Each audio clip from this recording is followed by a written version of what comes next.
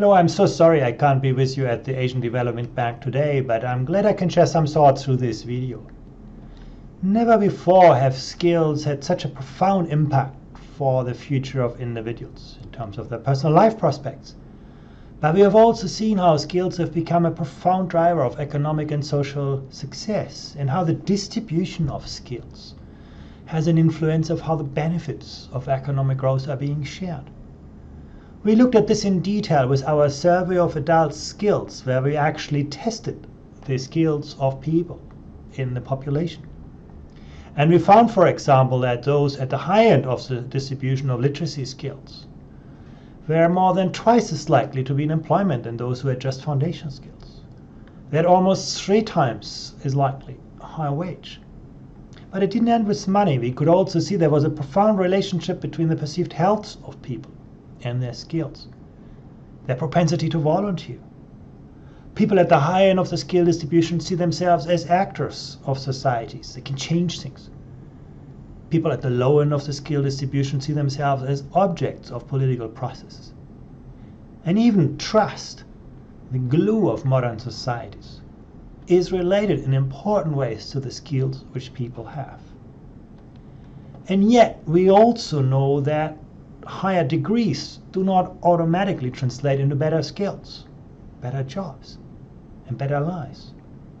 And those linkages are ones that we have looked quite carefully with our surveys on skills. And that's what I want to talk about in a bit more detail, looking at how do we develop relevant skills, how do we make sure that people have opportunities to use their skills, and how we extract value from the skills in the most effective ways to transform our societies.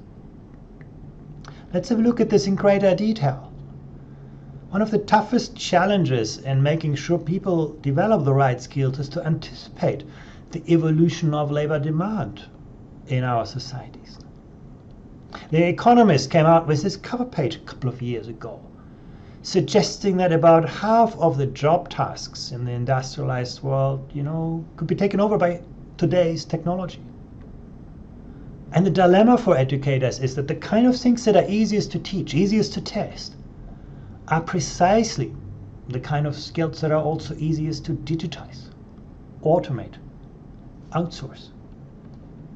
And this isn't just about, robots taking over whole factories. You can have a car driving through the dense traffic of Manila without an accident, without a driver. And that has profound ways for how we're going to work in tomorrow's economy. Think about augmented reality.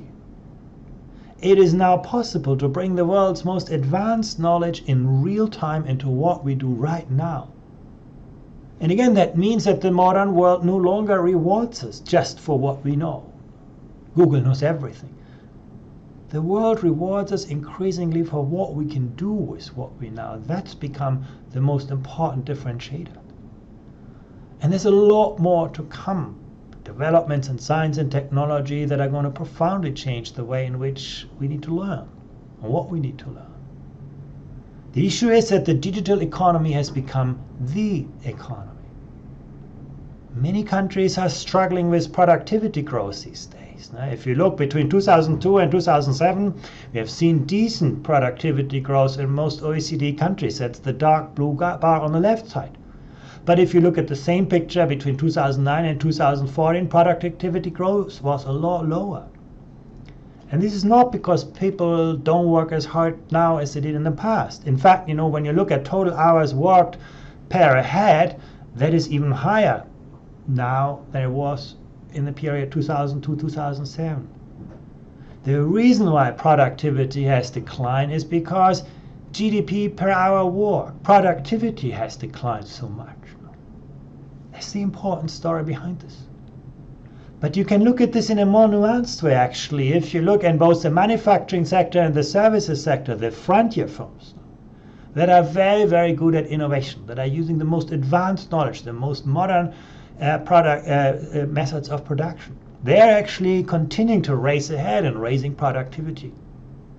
But we're not very good in knowledge diffusion. We have a number of laggards in our economies who are not making use of the technological frontier, and it's those companies and services that are actually falling behind. So it's not that everybody is seeing slowing productivity. It's basically that our economies are no longer translating the innovative frontier into everybody's business. And this is a story about skills, mainly a story about skills. Again, when you come back to the survey of adult skills, you can see there's an almost direct relationship between labor productivity here on the vertical axis and the use of reading skills, numeracy skills, all of those skills that we measure across countries. More than half of the differences in productivity growth are explained by the intensity with which skills are being utilized in those different countries. So we've got to work on this. Golden and Katz have called this a race between technology and skills. Prior to the Industrial Revolution, neither technology nor education made a big difference for the vast amount of people. But then came the Industrial Revolution, moved technology ahead of people, and we have actually seen a huge amount of social pain. Today we look at the benefits of the Industrial Revolution, but you wouldn't have wanted to live in those times. Many people suffered because they were not prepared for the kind of technology that changed their world. But, society have reacted to this. They invented universal public schooling, equipping people with the baseline skills to make them compatible with the norms of the industrial economy, and that has actually generated generations of prosperity. But today we're seeing the same challenge. The digital economy, the digital revolution actually, meaning that technology once again is racing ahead of the skills of people and creating another gap relating to social pain. Some people call it jobless growth. The economy advances, but people are not taking benefits out of this. How well are people prepared? Again, that's one of the things that we tested in our survey of adult skills. We looked at the capacity of people to solve problems in a technology-rich environment. Here you see the share of older adults, 55 to 65-year-olds, who did a decent job in, demonstrating those digital skills. And you can see in New Zealand and the United States, the picture looked quite good, but in most countries, if you look at the older generation today, you're talking about 1 in 10 older workers who are reasonably equipped for the flat world, the digital economy. Now you're going to tell me, well, that's all an issue of older workers not keeping up with the pace of technology. But when you look at the young population, 16 or 24-year-olds, yes, it does look better, in fact a lot better, but there are still lots of holes. Now you have still only about every second person in the young population who you can consider reasonably equipped, to access, manage, integrate knowledge using digital technologies. This is not about advanced computer program. This is about everyday use of digital technologies. It's also interesting how this has changed. Now, if you look at the United States, they were ahead of most countries, actually all countries except New Zealand. If you look at the young population in the United States, they're actually considerably lagging behind. Or you look at Korea. Only 3-4% of older workers have digital skills because the education system in the past was quite poorly developed. In the 1960s, Korea had the level of economic development of Afghanistan today, one of the least developed education systems. But today, like Singapore, it boasts a very, very strong skill distribution in the adult labor force. But, take Korea. You talk about 2/3 of young adults being equipped, but there's still 1/3, every third youth who you meet on the street who will not succeed in today's digital economies without considerably upgrading of skills. So there's a lot to do to develop digital skills, and the reason I'm saying this is because at the high end of the skill distribution, we are seeing the important employment growth. People with very baseline skills have seen quite stable employment prospects. Now, there are a lot of jobs in our economies who do not need advanced digital skills. The problem is they pay you less and less. It's the medium level skills that have actually seen the biggest decline in employment, because those are the jobs that are most easy to digitize, automate, and outsource. But let's have a look again, what are the nature of the skills that people need to be successful? Of course, at the center is always going to be knowledge. But we need to think about knowledge in more innovative ways, thinking about knowledge networks rather than traditional disciplines.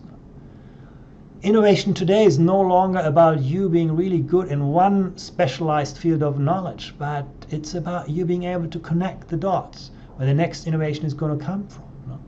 To be able to think like a mathematician and at the very same time think like a scientist, think like an historian. Being able to look at the world through the lenses of different disciplines and integrating different fields of knowledge. Success has to do, with systems thinking. In schools, we are typically very good in breaking big problems down into smaller and smaller pieces and then training students how to solve those small pieces. But what the world rewards people for is people who can put the puzzle together, who see the bigger picture behind it. Design thinking. Innovation is not just about creativity, having lots of great ideas. Design is a very systematic process. Filtering through knowledge, organizing knowledge. Information literacy. In the past, when you didn't know the answer to a problem, a question, you could look up an encyclopedia and find the answer and trust the answer to be true. Today, you look this up at Google and you find 27,000 answers. And you have to be able to navigate an increasingly ambiguous, complex, volatile world. Digital literacy, global literacy. Being able to look at the world through different lenses, appreciating different ideas, perspectives, values, cultures. All those things are increasingly important in the field of knowledge. Skills, obviously also very, very important. You talk about things like creativity, critical thinking, problem solving, innovation, social skills. All at a premium today. In fact, the most rapidly rising demand is what we're seeing today in the social skill. And I want to add one more category that is difficult to capture, but that has become also a very important differentiator for people's success. And these are character qualities. Things like resilience. Being able to struggle, to find out, to fail, learning from failure, creating new opportunities out of this. Empathy. Being able to see yourself through somebody else's perspectives, to see somebody else's perspectives in your own. Mindfulness. Being aware of others, of yourself. Curiosity. Making judgments, profound judgments, orientation. Again, education today is about providing people with a reliable compass and the navigation skills to find their own ways through an increasingly volatile, complex, and ambiguous world. Courage, leadership. You can have a lot of additional dimensions to this, and this also relates to metacognitive abilities that are very important. Self-awareness, self-reflection, having the right set of learning strategies. Schools and universities can equip you to have a great start, but the test of truth is, do you have the motivation and the capacity to continue learning throughout life? So these are the challenges that we face today. Obviously, the starting point is always to provide and improve quality and equity in education and training. And our survey of student skills, PISA, shows that countries have very wide-ranging differences in success. On the vertical axis, you see here the performance of students in reading, math, and science. Now that's one dimension. On the horizontal axis, you see a measure of equity. To what extent does student success relate to the social background from which students come? You look to the green quadrant here. These are countries that deliver strong skills for students from all social backgrounds. In the red quadrant, you have countries that have great difficulties in equipping students with schools and where there are large social disparities. And the yellow quadrants are ones that succeed either on quality and equity. There are huge differences in the success of our school systems to ensure that young people have the right foundations. When you look at people out of the school system, we can also see that both the 16 to 29-year-olds and the 30 to 54-year-olds that were assessed on our survey of adult skills had a large share of people who did not even acquire the most basic foundational skills. You look at the United States, we're a wealthy economy. On average, things look good, but still, you talk about more than a quarter of young people who are simply badly prepared when it comes to numeracy skills, mathematics. And that has consequences. The same survey shows that the share of workers in routine jobs depends very strongly on their numeracy skills. If you are performing at level 5 on our test, you're actually pretty safe from being in a routine job. If you're below level 1, you have a very high likelihood to end up in those kinds of jobs using routine cognitive skills that is most at risk for being digitized, automated, outsourced. So actually not having those foundational skills has profound implications for people. Can you change those things? And that's always a question that people ask themselves, What's the pace of change that we could expect? When you look at this chart where you see the difference between older and younger generations, here you can see actually a country like Singapore has moved from the bottom to the top. Even a country like Chile, moving fast forward, not catching up yet, but actually showing that substantial progress has been achieved. France has done well, Germany has done well. But when you look at, United States or even the UK, these are countries where the young people moving into the labor force are worse skilled than their peers elsewhere, whereas the older generations were highly skilled. And in fact, in the case of the United Kingdom, the young people moving into the labor force are no longer any better skilled than those getting out for retirement, in a very, very different economy.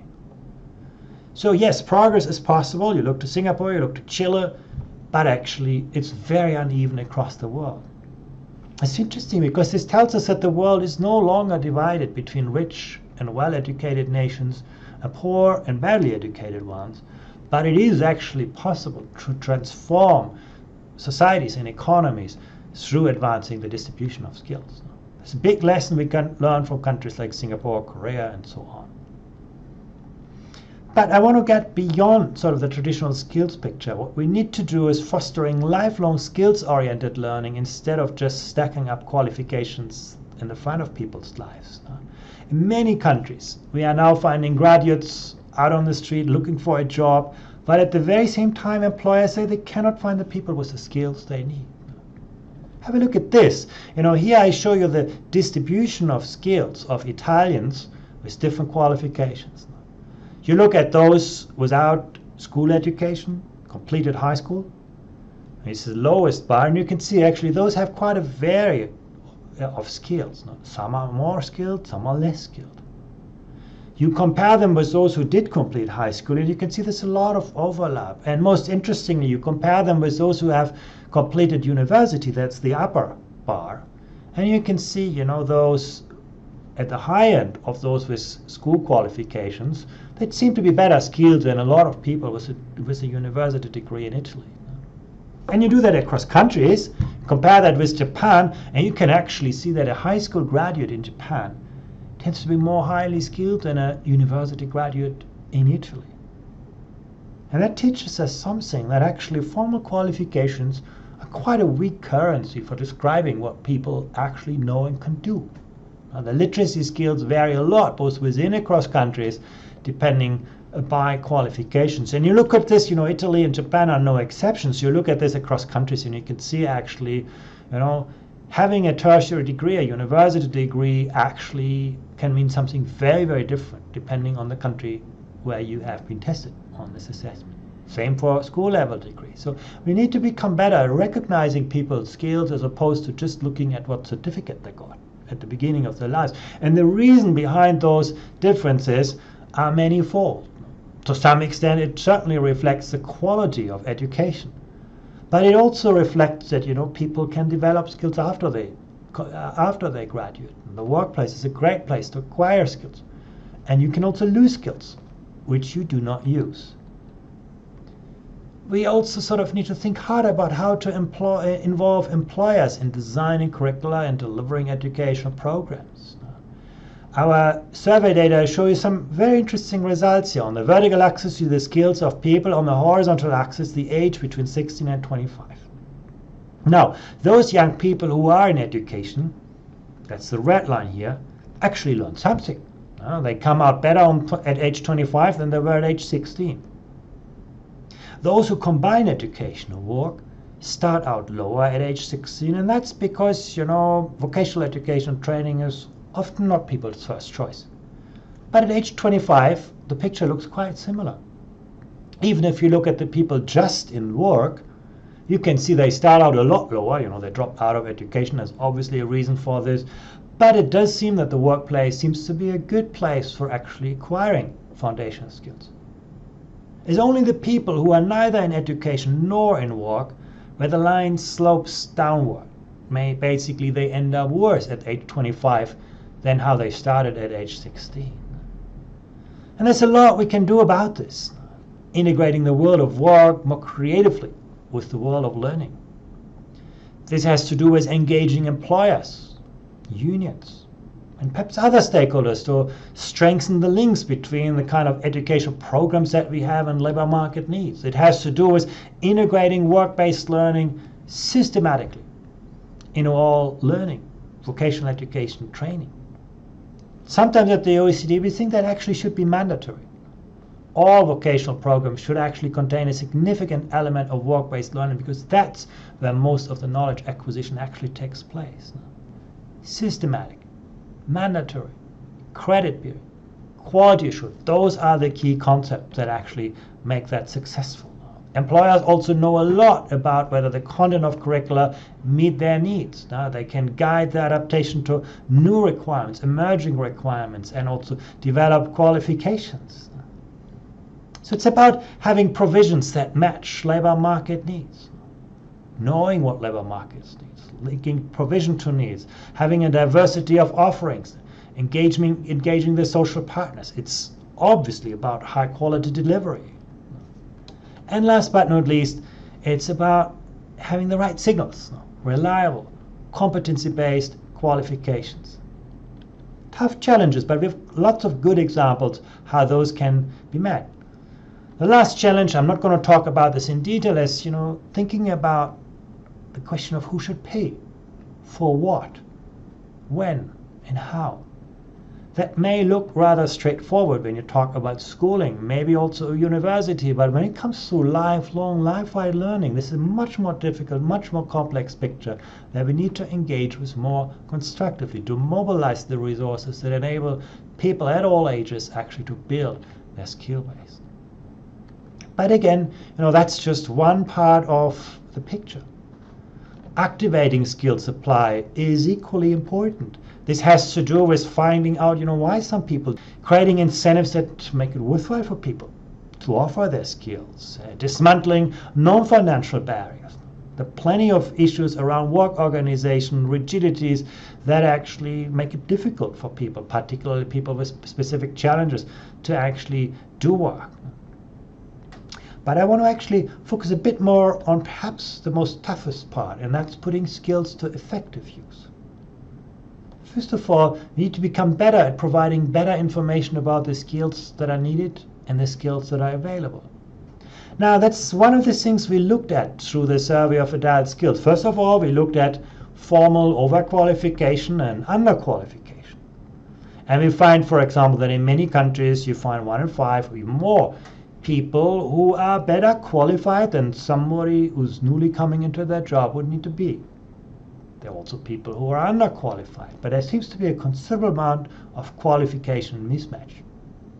Now the green bars, overqualification, seem to be longer than the red bars, underqualification. So some people conclude from this, actually, maybe we invested too much in skills, and those skills are not really needed by our labor markets. But when we tested the skills of people, rather than looking at the qualification, we found that the picture looked actually very, very different. Here you see the actual amount of overskilling and underskilling. And you can see in most countries you find less than 1 in 10 workers who actually have better skills than what they need in their current job. And that's actually quite worrying, because you want people to be better skilled so that they grow up, they move, they can advance into new fields. But actually, in most economies, there's a very thin layer of surplus skills that are not already used by today's economy. And that has consequences. If you have a high level of skills and you have a job that is using those skills really well, that's marked by the green line here, at age 30 you earn really well and you keep growing in your earnings. That's great. High skill match is the kind of scenario that we're looking for. That's the part where economies and people make money. If you have a skills deficit, you have a job that's very demanding, but you don't have yet the right skills to meet those demands. That's the yellow line. You can see you start out lower than the green line, and that's quite obvious because your employer is not going to pay you for skills which you don't have. But you can see that line also sloping upwards. That means basically your job is going to pull you up, and over time you're going to earn more. But if you have a skills surplus, or actually if you have an employer who is just focusing on producing cheap goods with low skills, we call it a low skill match.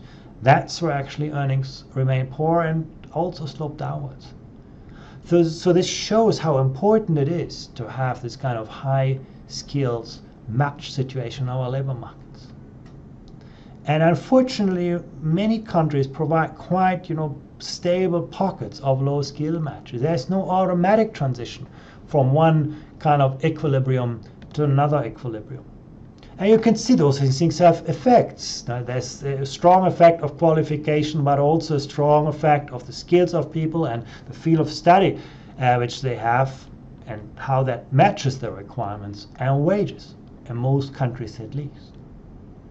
So again, those things do matter and they have consequences. Helping young people gain a foothold in the labor market, very, very important. Making skills more transparent. If you have great skills, but nobody knows about it, it's not going to help you. It's not going to help your country. Moving beyond qualifications. Helping employers to make better use of their employees' skills. Remember, when I started my presentation, I showed you how highly skilled Japanese workers are, and how rather mediocre the skills of American workers are. But here's another side of looking at this. How well actually do workers use their skills? And the picture is the opposite here. If you look at Japan, reading and writing looks okay, but when you look to numeracy, technology, or problem solving, Japanese workers do not use their skills. The Japanese economy is very bad in drawing value out of the skills of people. It's so rigid, so siloed. Women are excluded from many parts of the workplace. So actually, the Japanese economy is very bad at using its potential.